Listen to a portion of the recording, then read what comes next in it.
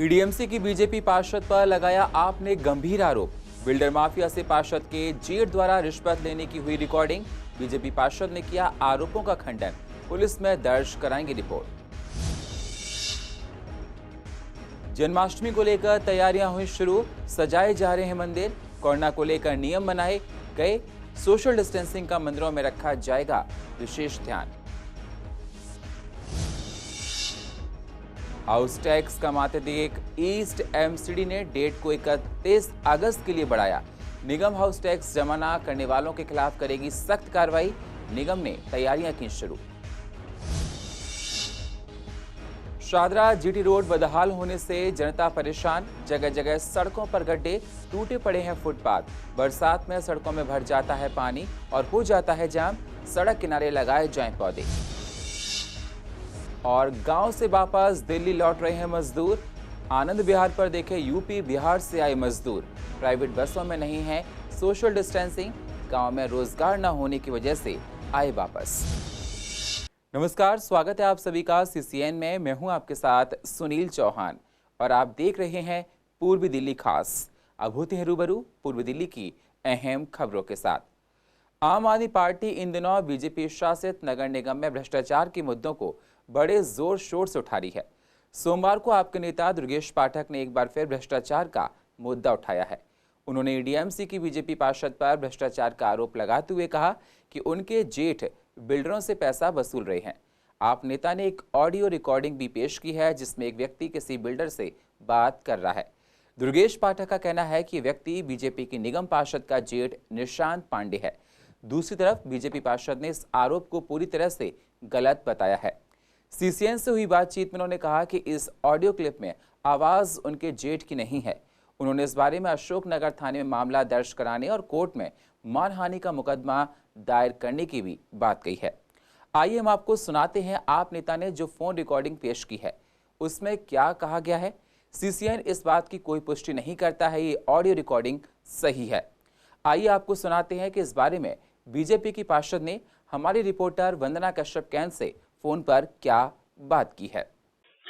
Madam, अभी आम आदमी पार्टी ने प्रेस कॉन्फ्रेंस की थी तो उसमें आपके जेठ हैं निशांत जी, तो उन पर कुछ आरोप उन्होंने लगाए हैं। ऐसा कुछ नहीं है, लोग झूठ ही बोलते हैं। हम भी वो भी हमारा भी यही काम है, बिल्डिंग का ही काम है, फ्लैट बना के बेचते हैं। अच्छा अच्छा। तो वो कुछ फ्लैट उन्होंने बेचा होगा, वो अपने वो और जैसे आप मैं बिल्डर हूँ, आप मेरे से फ्लैट खरीद ली हो जी जी, तो मैं और आप बात कर रहे हैं कि कितने में दोगे, ये दोगे, तो ये हमारी बात है। ये तो हम बेच रहे हैं ना, जो हमारे आम आदमी पार्टी के हमारे यहाँ पे जो है ना, ये सब मिल के साजिश कर रहे हैं। और ये अभी नहीं, पहले भी जब हम पार्षद बने ही थे ना, तब भी ये सब आरोप इन्होंने लगाए थे शुरू में ही। उनका अपना अलग बिजनेस है। अब वो कोई लोग जिस वे में डाल रहे हैं वो गलत वे में डाल रहे हैं ना। अब आप मेरे से, मैंने बताया आपको कि आप मेरे से फ्लैट खरीदने आई हो, आपने फोन पे बात हुई है, फिर उसके बाद तो फोन पे ही होती है ना। हाँ हाँ। अब आप अगर किसी से फ्लैट लोगी तो फोन पे ही बात करोगी या 10 बार जाओगे, ये बताओ। फोन पे ही तो डील होता है। और वो किसी ने गलत वे में अगर इन्होंने आम आदमी वालों ने चला दिया तो इनको तो काम ही है या केजरीवालों को दूसरों पे आरोप लगाना। हेलो। हाँ मैं कह रही, हाँ मैंने ना अभी वो रिकॉर्डिंग सुनी है। अच्छा। वो हमारे जेठ की आवाज नहीं है, जो बड़े भाई साहब हैं इनकी फोटो लगा के मिसयूज कर रहे हैं। अभी हम इसके खिलाफ कोर्ट जा रहे हैं। अच्छा अच्छा। इनकी आवाज नहीं है बड़े भाई साहब की, FIR करवा रहे हैं। हर साल कृष्ण जन्माष्टमी को हम लोग बहुत ही धूमधाम से मनाते थे, लेकिन इस बार कोरोना को देखते हुए मंदिरों में वो उत्साह नहीं है जो हर साल देखा जाया करता था। जन्माष्टमी को लेकर मंदिरों में तैयारियां जोरों पर हैं। कोरोना के बढ़ रहे संक्रमण को रोकने के लिए मंदिरों में सारे एहतियात बरते जाएंगे। तस्वीरों में आप साफ देख सकते हैं, ये 4 मंदिरों की तस्वीर है। पूर्व दिल्ली के प्रीत विहार वाले गुफा वाले मंदिर की, बाहुबली इनक्लेव, शादरा के ज्वाला नगर के मंदिर की और AGCR के मंदिर की। इन मंदिरों में जन्माष्टमी को लेकर तैयारियां चल रही हैं। कोरोना को देखते हुए मूर्तियों के बाहर से, जी हाँ, जहां मूर्तियां लगी हैं बाहर रस्सी लगा दी गई है जिससे कोई जा ना पाए। मंदिरों के बाहर सैनिटाइजेशन किया जा रहा है और सैनिटाइजर रखा जाएगा जिससे जो कोई आए सैनिटाइज होकर ही मंदिर में आए। भगवान को 56 भोग लगेंगे लेकिन लोगों को प्रसाद वितरित नहीं किया जाएगा। झूला बनाया जा रहा है भगवान का, पर झुलाने को हर किसी का हक नहीं होगा, मतलब आप झूले को छू नहीं सकते हैं, दूर से ही दर्शन कर सकते हैं। सोशल डिस्टेंसिंग को लेकर बात कही जा रही है कि सोशल डिस्टेंसिंग का ध्यान रखा जा रहा है। जगह जगह मार्क लगाए जा रहे हैं जिससे लोग दूर दूर खड़े हों। बिना मास्क के मंदिर में एंट्री लोगों को नहीं होगी। लोगों को बाहर से लाई हुई चीज़ें, कोई भी चीज़ हो, उसको चढ़ाने की इजाज़त नहीं होगी। कोरोना काल की इस जन्माष्टमी में मंदिर प्रशासन वो सारे जतन कर रहा है जिससे लोगों में ये संक्रमण ना हो।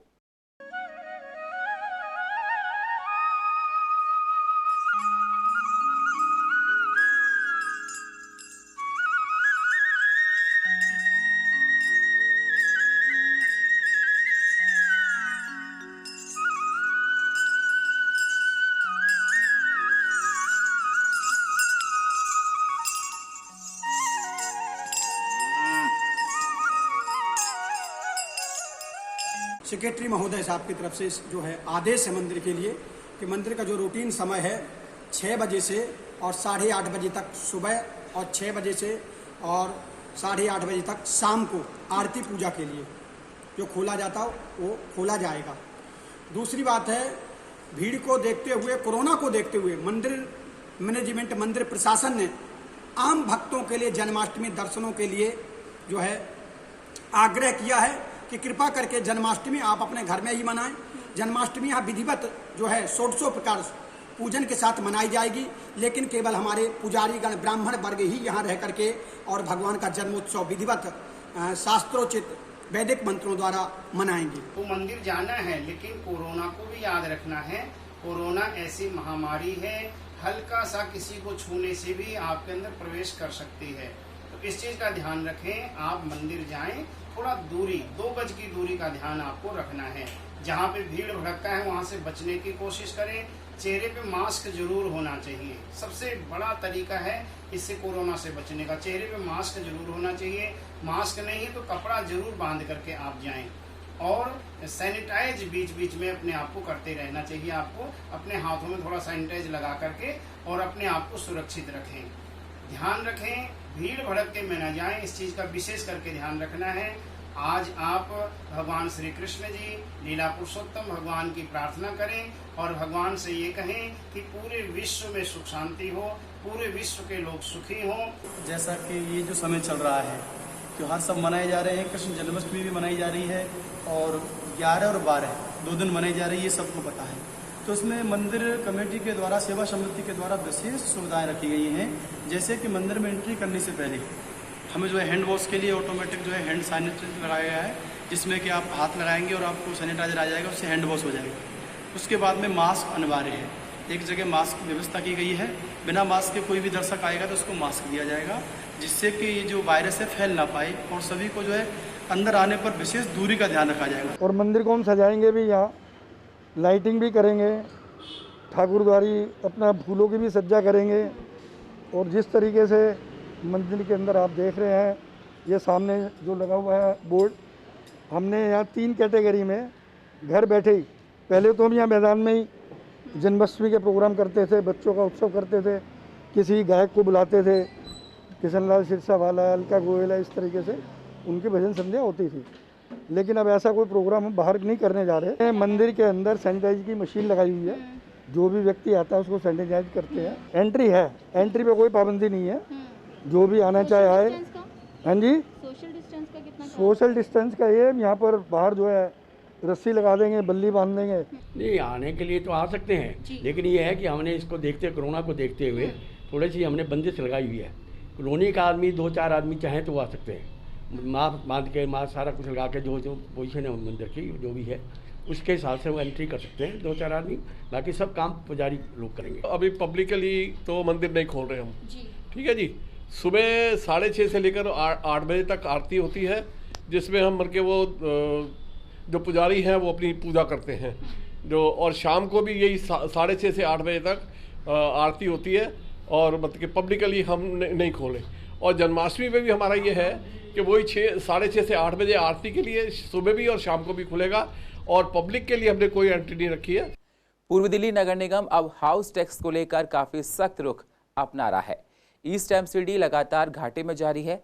उम्मीद के मुताबिक निगम के पास हाउस टैक्स जमा नहीं हो पाया है। इसी को देखते हुए एमसीडी ने हाउस टैक्स की तारीख को 31 अगस्त तक लिए और बढ़ा दिया है। जो लोग हाउस टैक्स जमा नहीं करेंगे उनके खिलाफ निगम सख्त कार्रवाई भी करेगा। निगम ऐसे लोगों की लिस्ट तैयार कर रहा है। जल्दी इन लोगों के पास नोटिस भेजकर आगे कार्रवाई की जाएगी। जून से जब अनलॉक 1 शुरू हुआ है तो अब से शुरुआत हुई, लेकिन लोगों की हिम्मत, जून में अनलॉक 1, जुलाई में अनलॉक 2, अब अगस्त में अनलॉक 3, लेकिन लोग धीरे धीरे, जून में तो निकले ही नहीं, जुलाई में थोड़ा थोड़ा हिम्मत करी है। तो अभी तक हमारे पास में जो टैक्स रेवेन्यू जो आया है वो लगभग 80 करोड़ के 78-80 करोड़ के करीबन हमारे पास आया है, जो कि बहुत कम है। जो कि ये कम से कम हमारा ये रेवेन्यू हमारा करीब मान के चलिए हमारा आधा रेवेन्यू आ जाता था 150 करोड़ रुपए करीब। तो करीब हम रेवेन्यू से हम पीछे, टारगेट से तो करीब काफ़ी पीछे हैं, और उसकी वजह से हमें बहुत आर्थिक दिक्कतों का बहुत सामना करना पड़ रहा है। और इसीलिए हमने अभी 27 तारीख के हाउस में हम प्रस्ताव लाए थे। इसको जो छूट को है, जो हाउस टैक्स की संबंधी छूट है संपत्ति कर की, उसको उन्होंने 30 सितंबर तक उसको 2 महीने के लिए आगे बढ़ाने का प्रस्ताव पास किया था हाउस ने। लेकिन अभी फ़िलहाल 31 अगस्त तक इसको बढ़ाया गया है। हमारा सबसे बड़ा जो रेवेन्यू का स्रोत है वो है हाउस टैक्स, और हाउस टैक्स पे जो टोटल रिसीप्ट है वो 40% कम है। तो अधिकारियों ने एक कोशिश की है कि जो लोग हाउस टैक्स नहीं दे पा रहे हैं उन्हें रिमाइंडर दिया जाए, उन्हें नोटिस दिया जाए, और उन्हें बताया जाए कि कैसे ये जो हाउस टैक्स है देने से जो कोरोना वॉरियर्स हैं, नगर निगम के कर्मचारी, उनकी तनख्वाह देंगे। मेरा आप सभी से निवेदन है कि हाउस टैक्स, क्योंकि अभी हमने स्कीम जो है वो 31 अगस्त तक एक्सटेंड की है, जिसमें आपको 15% नॉर्मल डिस्काउंट मिलता है। उसके अलावा जो महिला और बुजुर्ग हैं उन्हें 30% डिस्काउंट मिल रहा है। इसके अलावा अगर पुराना टैक्स है उसमें भी इंटरेस्ट और पेनल्टी वेवर है। तो मेरा आप सभी से निवेदन है कि जितनी जल्दी हो सकता है अपना हाउस टैक्स जो ड्यू है उसे जल्दी से जमा करवाएं, और जो हमारे कोरोना वॉरियर्स हैं उनकी तनख्वाह हम जल्दी से रिलीज कर सकें, और दिल्ली सरकार को ही मजबूर कर सकें कि जल्दी से जल्दी उनका फंड दिया जाए। कहते हैं इंसान के आगे मजबूरियां हों तो वो बेबस हो जाता है। भूख, बेरोजगारी इंसान को मजबूर कर देती है। जो लोग कोरोना की वजह से लॉकडाउन के दौरान गांव गए थे वो दिल्ली एनसीआर में वापस फिर आ रहे हैं। मजदूर यूपी, बिहार से आ रहे हैं। लॉकडाउन में ये लोग गांव गए थे। आनंद विहार में प्राइवेट बसों में भर भर कर ये लोग आ रहे हैं, जिसमें सोशल डिस्टेंसिंग का कोई ध्यान नहीं रखा जा रहा है। पेट की खातिर ये लोग दर दर भटक रहे हैं। मजदूरों का कहना है कि गांव में कुछ नहीं है, वहां रहकर क्या करते। धीरे धीरे अब मजदूरों के आने का सिलसिला बड़े शहरों में जारी है। अब दिल्ली आना क्या रोजगार की वजह से आना हुआ है? किस लिए आना हुआ है? रोजगार के लिए। अच्छा, वहाँ रोजगार प्रॉपर नहीं मिल पाया इसलिए दिल्ली आना हुआ है ना? जी, इसलिए आइए आप? रोजगार के लिए। मैं तो अभी अकेले आया हूँ। पहले फैमिली के साथ रह रहे थे आप? नहीं। कहाँ पे रहते थे आप? 9 में। पहले भैया रहते थे, अब भैया यहाँ नहीं रहते। यहाँ से दिल्ली से किस टाइम वापस गए थे? लॉकडाउन के बाद गए थे। आप दिल्ली आने की वजह क्या है? क्या रोजगार ही वजह है दिल्ली? हाँ, रोजगार। बिहार में रोजगार मिल नहीं पाया? नहीं है सर। दिल्ली में कहाँ रहते थे और फैमिली के साथ वापस आए थे? गुड़गांव रहते हैं। जी, हम तो यहाँ पे गाड़ी चलाते हैं, स्कूल बस। हम गोरखपुर, उत्तर प्रदेश से। किस टाइम गए थे दिल्ली से वापस? जब लॉकडाउन लगा था उस टाइम में गए थे, अभी वापस आए। अच्छा, दिल्ली वापस आने की वजह क्या है? दिल्ली वापस आने का वो काम धंधा अपना फिर से चालू करना। हाँ, बेरोजगारी तो है ही है, नौकरी नहीं है। दिल्ली से जाते टाइम आपने सोचा था कि वापस आना पड़ेगा? बिल्कुल सोचा था। सोचा था। तो क्या फैमिली के साथ आए या नहीं, अकेले हैं। तो मैं प्लान यही था कि ये कंपनियां बंद हो गई थी, काम तो इसमें चला गया था। तो अब कंपनियां खुलने लगी तो रोजगार के लिए आना पड़ रहा है? बिल्कुल आना पड़ रहा है भैया। नहीं, रोजगार तो है, लेकिन अब वही है ना, आदमी अपना ब्याह कर रहा है, एक अपना बना रखा है, फैमिली यहीं रहती है। अब लॉकडाउन में जाना पड़ गया, इसलिए अब फिर से आना पड़ रहा है। बहुत ज़्यादा बड़ी मजबूरी हो रही है, बहुत मुश्किल हो रहा है इनको समझाना और इनको दूर दूर करना। ये आपके जो प्राइवेट बसें चल रही हैं, आनंद, ये क्या नाम है इसका, कश्मीरी गेट वाली जो प्राइवेट बसें होती हैं, इनों के अंदर आपने देखा होगा बड़ी भीड़ के हिसाब से पब्लिक को लेके जा रहे हैं। इनके ऊपर कोई जो है ना चालान वगैरह कुछ नहीं हो रहा है, और ये जो है ना सोशल डिस्टेंस के पूरी धज्जियाँ उड़ा रहे हैं। और जो भी गरीब मजदूर, जो भी किसान, जो यहाँ से प्लान करे थे वो सब अब वापस आ रहे हैं। रोजी रोटी और पेट के लिए अपने। अभी तो हम अपनी बस के अमूमन 25-30 तो रहते ही हैं डायरेक्ट। अभी हमारी बस इलाहाबाद से आ रही है दिल्ली के लिए, 25-30 मिल ही जाते हैं। ज़्यादातर तो इसमें ज़्यादातर ये लोग रहते हैं, या तो कोई हरियाणा काम करने वाला है, कोई दिल्ली का है काम करने वाला है, कोई चंडीगढ़ से है। दिल्ली सरकार दिल्ली की सड़कों का कायाकल्प करने जा रही है। हर दिन हम आपको सड़कों की बदहाली की एक तस्वीर दिखाते हैं। बदहाल व्यवस्था की वजह से हम लोगों को परेशानियां जो उठानी पड़ती हैं उसके बारे में हम लोग जिक्र करते हैं। हमारे रिपोर्टर पूर्व दिल्ली की सड़कों का रोज़ जायजा ले रहे हैं। आपको दिखाना चाहते हैं कि पूर्व दिल्ली की आवाम को क्या क्या परेशानियां होती हैं। आज हमारे रिपोर्टर ने शादरा जीटी रोड का जायजा लिया, जिसमें सड़क बदहाल दिखाई दी। सड़कों के पास के फुटपाथ टूटे पड़े हैं, कई जगह फुटपाथ है नहीं। पार्कों की सुविधा, जी हाँ, पार्किंग की सुविधा ना होने की वजह से लोग फुटपाथ पर ही गाड़ियों को पार्क कर देते हैं, जिससे सड़कों पर जाम लग जाता है। इलाके के लोगों का ये कहना है कि बारिश में जल भराव भी सड़कों पर हो जाता है, जिससे घंटों जाम लग जाता है। लोगों को आने जाने में परेशानियां उठानी पड़ती हैं। आवाम का कहना है कि दिल्ली सरकार पायलट योजना से इस सड़क को जल्द से जल्द ठीक किया करे, जिससे लोगों की समस्याएं कम हों। हम लोग पहले कई शिकायत कर चुके हैं, प्रशासन की तरफ से कोई कदम नहीं उठाया गया है। यहाँ पे गड्ढे भी बहुत हैं और यहाँ जाम की स्थिति पैदा हो जाती है, क्योंकि लोगों ने इंक्रोचमेंट भी यहाँ बहुत कर रखा है। तो यहाँ तो यही बदलाव चाहते हैं कि ये रोड साफ़ सुथरी हो और जो गड्ढे हैं वो ठीक हो, रोड लोगों को स्मूथ मिले ताकि एक्सीडेंट की जो स्थिति है वो ना आए। और रोड के दोनों कोनों पे ग्रीनरी भी होनी चाहिए ताकि जो व्यू है वो अच्छा लगे। और दिल्ली सरकार जो एक प्रोजेक्ट लाना चाह रही है वो उस पर सही से अमल हो। देखिए, इस रोड पे जब हम निकलते हैं, एक तो यहाँ पे साफ़ सफाई ज़्यादा नहीं है, धूल बहुत उड़ती है यहाँ पे, ठीक है, वो धूल हमें नुकसान करती है। यहाँ पे ग्रीनरी आप देखेंगे बिल्कुल भी नहीं है और यहाँ पे जाम की स्थिति हर समय लगी रहती है। ये सबसे व्यस्त रोड मानी जाती है हमारे शादरा इलाके की, तो यहाँ जाम की स्थिति हमेशा रहती है। तो हम उससे थोड़ा निजात पाना चाहते हैं कि जाम की स्थिति दूर हो यहाँ से। सर, शादरा रोड की हालत आज से नहीं, काफ़ी टाइम से ही जर्जर हुई पड़ी है।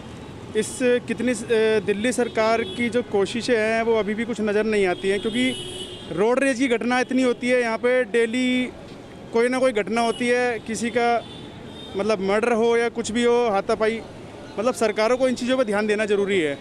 और यहाँ पे पोल्यूशन भी बहुत है, सड़कें मतलब अतिक्रमण इतना है ऑटो वालों का और बैटरी रिक्शा वालों का, कुछ भी कह लो। तो सरकारों को इस ओर भी ध्यान देना बहुत ज़रूरी है। सर, ये हम शादरा पुल के नीचे खड़े हुए हैं, यहाँ पे फुटपाथ कई बार बन चुका है, लेकिन कोई ऐसा उन्होंने सिस्टम नहीं बनाया कि यहाँ पर कोई रोकथाम लगे। कभी भी कोई अपनी गाड़ी खड़ी कर जाता है, कोई सोने के लिए यहाँ पे अपना वो बना लेता है, कोई फुटपाथ पे कुछ भी, मतलब ग्रीनरी नाम की चीज़ नहीं है। इन चीज़ों को जब तक एक स्ट्रिक्टली नहीं मतलब फॉलो किया जाएगा इन चीज़ों को, तो जब तक इसकी क्षेत्र की मतलब जो रोड की जो मतलब सुधार नहीं हो सकता उसमें। इस रोड पे गड्ढे वड्ढे बहुत ज़्यादा हैं। ये गड्ढे ये भर जाए, इन्हें से रोड अच्छी तरह साफ़ सुथरा बन जाए।